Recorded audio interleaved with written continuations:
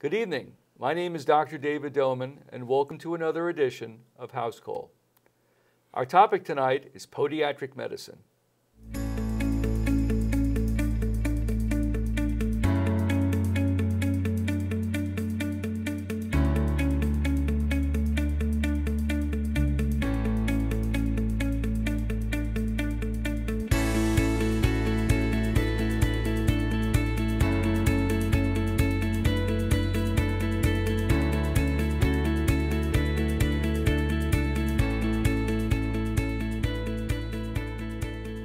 My guest this evening is Dr. Adam Spector, a noted podiatrist practicing here in Montgomery County.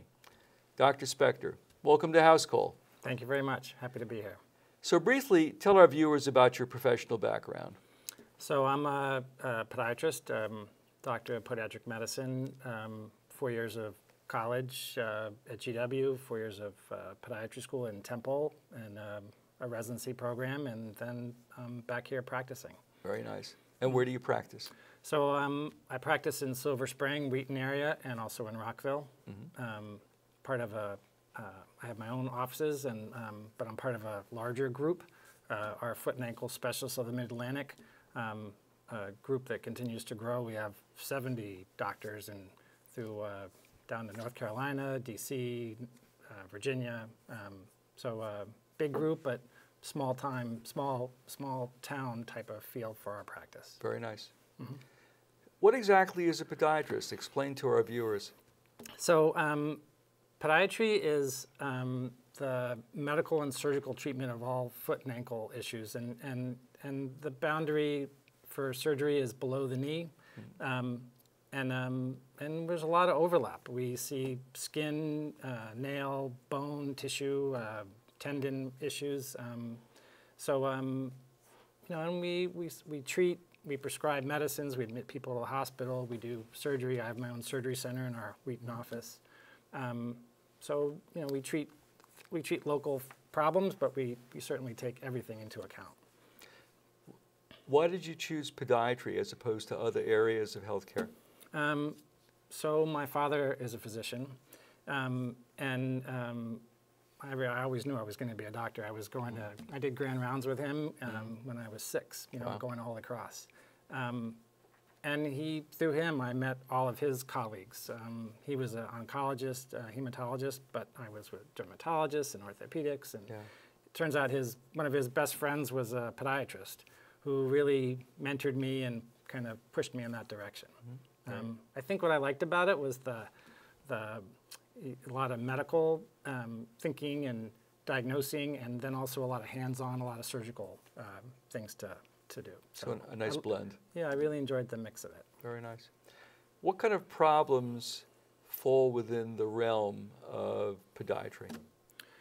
So, like I said, there's a lot of, pretty much territorially, anything below the knee. Yeah. But, there's a laundry list from injuries, tendinitis, heel pain, simple things like ingrown nails, and pretty much everything in between, So it's a broad field, even though we are specialists. Sure. You mentioned heel pain, and as you know, that's a very common complaint. Explain to our viewers, first of all, what are some of the causes of recurrent or chronic heel pain? So, in this era of Google, everything is, you can Google something and there's a lot of plantar fasciitis out there. Define for our viewers what is plantar fasciitis. So plantar fasciitis refers to pain usually on the bottom of the heel or arch. It's typically an overuse type injury where you can have muscle, tendon, ligament type pain in the arch and also on the heel. It's usually worse in the morning. And it's very common when people, especially now when people aren't wearing supportive shoes, people are exercising. Some of the fashion statements with some of the lightweight neutral shoes, the barefoot running, a lot of that lends itself to developing plantar fasciitis. But there's an awful lot of other things that can cause heel pain too. Nerve pain, foreign bodies people step on, certain systemic things like gout, certain arthritic issues can cause heel pain, and there are stress fractures and cysts that grow. So, so sometimes I mean, going back to the Google Internet thing, we tell people if things aren't getting better in a pretty reasonable time and you've tried simple things, coming in for x-rays, for evaluation, it's pretty important. So if somebody does come in with chronic heel pain, how do you evaluate them? Clinically, when you examine somebody, you can narrow it down pretty well. I think I pretty much figure out what's wrong just by listening in the first 3 or 4 minutes. Yeah. But certainly putting my hands and examining and seeing exactly where the pain's coming from, and using modalities that I have in the office, my x-ray machine, ultrasound, sending and referring out to MRIs and other things if I need it. Sometimes blood work too, to come down to an accurate diagnosis. And you actually sometimes do find foreign bodies that by retrieving it, the heel pain goes away? Absolutely, yeah. They step on glass or something they're not aware of? Or? Yeah, I've been in practice 28 years, and I've seen diabetics step on insulin needles. Sure. I've seen glass that kind of worked its way in. Yeah. I've seen people that cut hair for a living where some hair worked its way in and Really? caused, so yeah, I think, yeah, it's not all plantar fasciitis. Yeah. Seeing a doctor is definitely to your advantage. So given that there are some patients at least who have plantar fasciitis, how do you treat that? So plantar fasciitis is predominantly an overuse type thing. So we want to get rid of the acute pain, either with anti-inflammatory medicine, physical therapy, sometimes cortisone injections. And then we want to treat long-term with better support. So it could be shoe gear, it could also be over-the-counter arch supports, or sometimes prescription arch supports. And by arch supports, you mean orthotics? Right, okay. Well, there's different types of arch supports. There's over-the-counter arch supports, and sometimes that works great. Yeah. There's Dr. Scholl's, there's all the ones in the running stores. And so for somebody that doesn't have a super serious issue, that has maybe minimal, moderate activity, that doesn't really have a foot deformity structurally, then over-the-counter ones work great.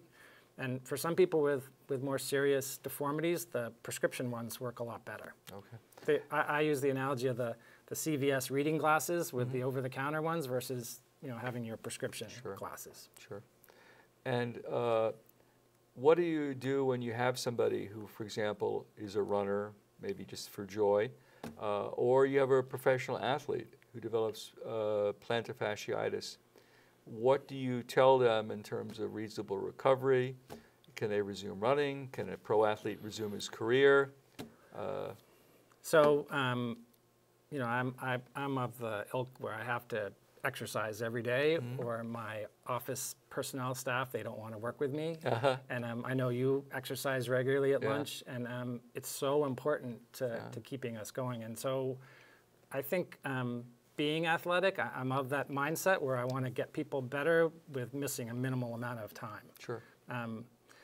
I see every day people come in and they're coming from somewhere else, and they've been immobilized, and it doesn't really fix our problem. Yeah. So everything we do is designed to get people up and keep them mobile and minimum of downtime. Why do orthotics help heel pain? So heel pain, even when it's in the very bottom of the heel, it's caused by the traction or the pull of the plantar fascia on that bone.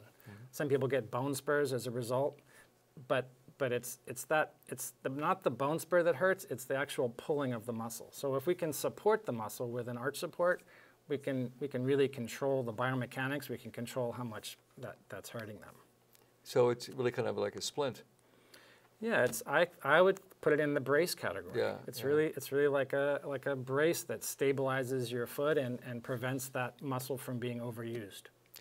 Once somebody is prescribed orthotics and they hopefully respond, do you recommend they use it indefinitely or just for a therapeutic trial for a few weeks, months? I think all of the above.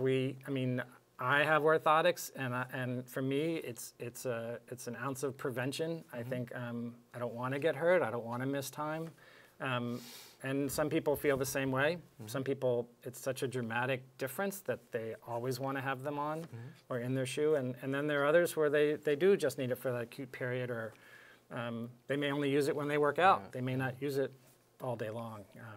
But if they're a benefit, it seems that if it's a beneficial sometime, the more you use it, the more you'd benefit, I would think. Sure. When should a viewer, if they're having heel pain, embark upon an over-the-counter orthotic, or when should they say, no, that's a waste of time and money, and I should get a custom-made orthotic? Well, I think it's great to always try the simple things first. So even in the office, I have different over-the-counter arch supports that I offer people, and there's nothing wrong with trying them. I think the key is, I always hear people, they come in and they say they've had this heel pain for 6 months. Well, what have they done for 6 months? I think if the over-the-counter arch support is not sufficient within, I'd say, a couple weeks at most, that's the time to look further. And again, the orthotic is only a part of treatment. It's not it's just there's a lot of different facets of the heel pain that we want to address. If somebody goes to buy an orthotic, you mentioned Dr. Scholl's or any of these over-the-counter options, there are more than one option when you go shopping. So how does one choose? How do they know what is the right option for them? I mean, Dr. Scholl's has this fitting, but it doesn't compare. Again, it's still an over-the-counter. It doesn't compare to your prescription glasses. Sure. It is like a reading glass. So it really is trial and error. I think there's a Superfeet brand. There's all different brands, and I think some of the over-the-counter ones are just trying out different ones and seeing what works. And if it works and it relieves your pain, then that's great. But again, we don't want it to drag on and on. If people are still having pain, that's the good time to follow up. Sure. You mentioned earlier gout. How often are you encountering that in a podiatric practice? So it's interesting. A lot of people come in with something that they think is an isolated foot problem, and it really is indicative of something much greater. And so I have patients that come in with what looks like a pain at that big toe joint. Maybe they think it's just general arthritis, or they think it's a bunion deformity. And gout, if you've seen it, I know it has a very distinct bright red, swollen, hypersensitive, hyper-painful presentation. And it's important to know that, to be able to differentiate that, because if you have gout in your foot, you may have it somewhere else also. You probably do, and it may require further workup. And that goes for a lot of things. I see people with a nail deformity, which may be indicative of someone with psoriasis. And sometimes I ask the questions, and it turns out they do have a rash. Right. And then I send them for evaluation. It turns out they do have some arthritic joints. And same with someone with diabetes, for instance. Somebody might come in with a sore on their foot, and by virtue of the fact that maybe it's not healing very well, or that they're insensate, it may tell me that they should be worked up for diabetes. So there's I see a lot of things that manifest in the foot that over the years you become very astute and aware of what's happening. Very good answer. Thank you. We're going to pause briefly for a public service announcement. More with our guest, Dr. Adam Spector, a noted podiatrist here in Montgomery County, in a moment. We'll be right back. 150 over 90. 180 over 111. 160 over 110. I had a stroke. This is what high blood pressure looks like. You might not feel its symptoms, but the results from a stroke are far from invisible or silent. If you've come off your treatment plan, get back on it, or talk with your doctor to create an exercise, diet, and medication plan that works for you. Go to loweryourhbp.org. If I would have followed a treatment plan, I would not be in this situation. We're back. My guest this evening is Dr. Adam Spector, a podiatrist practicing right here in Montgomery County. Dr. Spector, let's go on to discuss diabetic foot care. That's a major topic, as you know, in Montgomery County, as well as it is nationally. And indeed, as you all know, it's a major cause of even amputation in the most extreme cases. So take our viewers through what exactly is diabetic foot, how the many manifestations, how you evaluate it, and the different treatment options. So diabetes is a very serious disease, and it takes a healthcare team, really. And what I alluded to earlier was sometimes I'm on the front line of that team. Some people come in and they don't even know they have that diagnosis of diabetes yet. And I may be the first one who sees them with a significant complication of it. And really, anybody who's diabetic, if you do know, you should be checked by multiple specialists, but especially a podiatrist, yearly. And people who do have problems, we have them come in every 6 months or 3 months, because the name of the game is prevention. Our group, our foot and ankle specialists of the Mid-Atlantic, we have a diabetic wound care specialist we've employed, who deals with all problematic wounds. And we have a limb salvage center also, where the whole goal is to prevent any infection or anything from becoming a problem. Diabetes is a problem where over time it affects circulation, it affects their ability to feel problems. So the nerves may be damaged. So there's nerve damage called neuropathy typically. There's vascular issues. There are structural issues too, and a lot of it is designed. A lot of our treatments designed to prevent problems with evaluating them and teaching patients how to evaluate them and educating them and getting them into the proper shoes. Right. And a lot of it is routine care, treating their nails and making sure that if they do develop an infection, we're quickly, dealing with it. And then of course they have internists, endocrinologists, and we make sure that those diabetics are really well taken care of.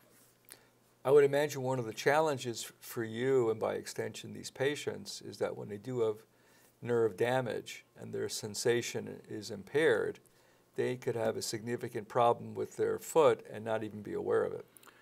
Yeah, it's a challenge. You and I have a certain biofeedback mechanism where if we step on or if there's a step on something or there's a loose pebble in our shoe, we'll be aware of it right away. And I have a lot of stories of people who don't have great sensation and develop serious problems because they didn't feel it right away and they kept walking on that pebble, or their foot got near a heater that was too hot and they couldn't feel it. And so yeah, it really is a challenge. It's a very difficult disease to deal with. Yeah. Somebody comes in then with a foot infection. What kind of testing do you get? So our group now, our foot and ankle specialists at Mid-Atlantic, we have our own pathology system, our own pathology lab, and so we know that knowing exactly how to treat people when they do have an ulcer, we culture it. We can biopsy certain things. We can focus and streamline our treatments so that we're very efficient with our choice of antibiotics or topical medicines. People that have long-standing ulcers, there is a possibility that they can develop infections that penetrate deep into the bone, and we utilize X-rays and MRIs, and we use all of our resources to make sure that these problems don't get too bad. What do you do with a diabetic foot when there's an infection and it's no longer soft tissue and has penetrated the bone, osteomyelitis? So yeah, a lot of that does happen, and our focus is preventing that in the first place. But when it does happen, the treatment can vary from long-term IV antibiotics to excising, removing surgically that infected bone. Ultimately, that really is the only way to eradicate the infection of a bone.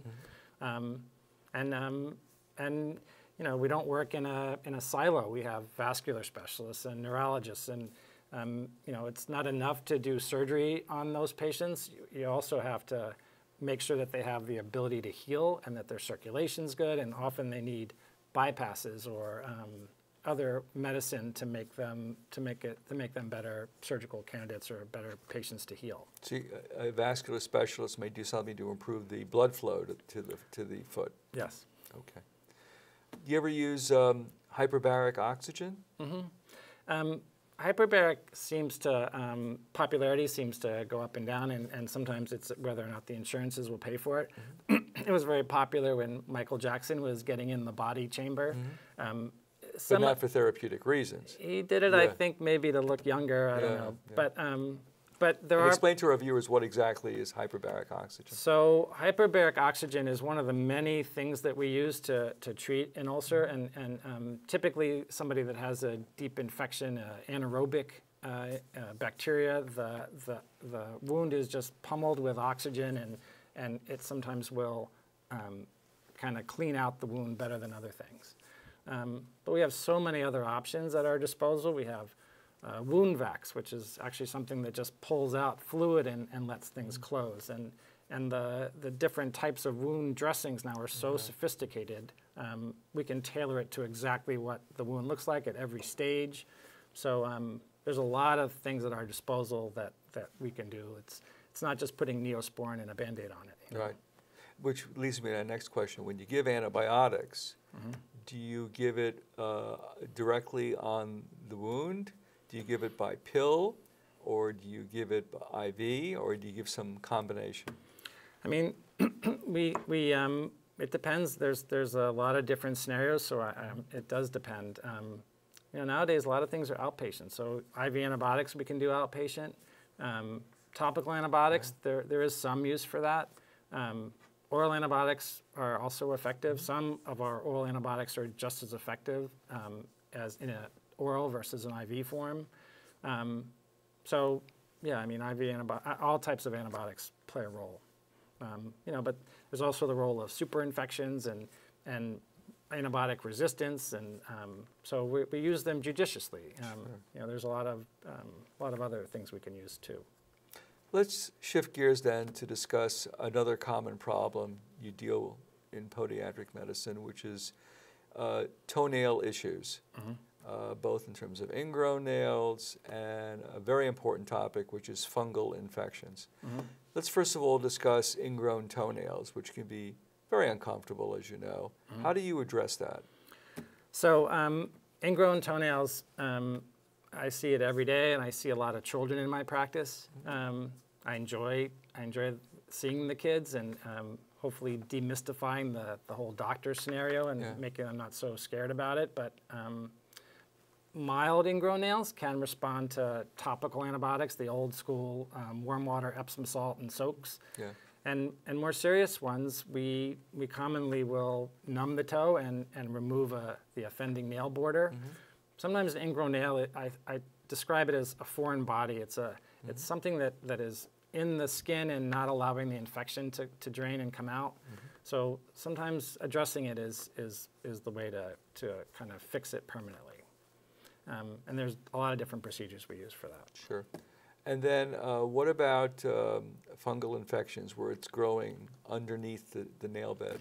So fungal infections are something we see a lot of, especially you know, as people start to put on their sandals when the warm weather. And it's a difficult problem. I mean, it's not just a cosmetic problem for some. The nails can become very thick and uncomfortable and ingrown. So it does necessitate a lot of treatment. And usually we usually will culture it. Again, we want to know what we're treating. There's other things that may cause, it could be a yeast or a saprophyte or a bacteria or psoriasis like we mentioned. So once we're sure of our diagnosis, there are topical medicines we can use that will treat the appropriate whatever it is, and there's lasers that we use which are effective, and there's also oral medications. So we use them all depending on the person and their needs and you know and the chance of success. When you use laser, how exactly are you getting laser to attack an infection underneath the nail bed?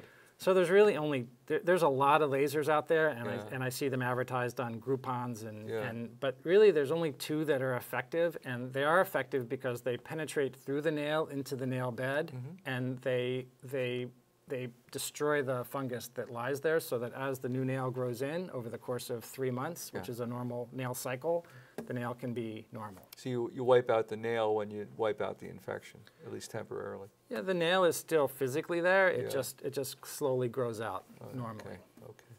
And do you ever need to surgically intervene, remove a nail bed to clean up the underlying infection? I have at times. I think that there are better options. I think you know, we want to keep people active, and it's not always necessary to remove a nail unless it's a traumatic nail where the nail is damaged somehow, and it's the only one on their foot. So many people, and when it's a true fungus, there's multiple nail involvement. Yeah. So removing multiple nails seems to be really unnecessary. Sure. Let's go on to discuss barefoot running. I like to run. I know you like to work out, and that's a hot new craze now. What is the rationale for barefoot running? So I do a running clinic that we started with the Montgomery County Roadrunners. Started it. It's a lesson in volunteerism. I thought it was going to be a one-time thing, and it's been every month for the last 20 years.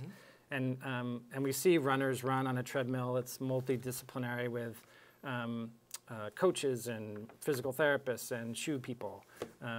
It's called the Run Performance Lab. And it's very interesting to see different people run in different types of shoes, and there is a place for some of these neutral, cushioned, or barefoot type running shoes, or no shoes. Yeah. There's a lot to be learned. We talk about cadence and turnover, and you run very differently without a shoe than you would with a shoe. You know, when you have a shoe on, when you have a shoe on, you can run, your heel can hit the ground. If you do that when you're running barefoot, it hurts. Yeah. So you end up turning over faster, landing more on the ball of your foot. You're a little bit more efficient.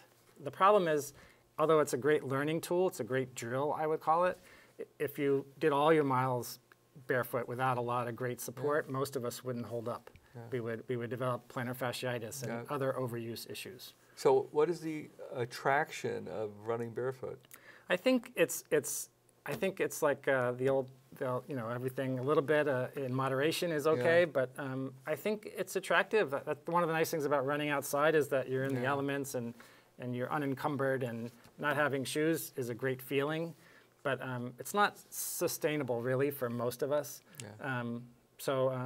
You know, again, some people need a heavier, stable shoe, even with an orthotic in there, to prevent that overuse injury. So where there's a lot to learn, it's probably not for everybody. I agree.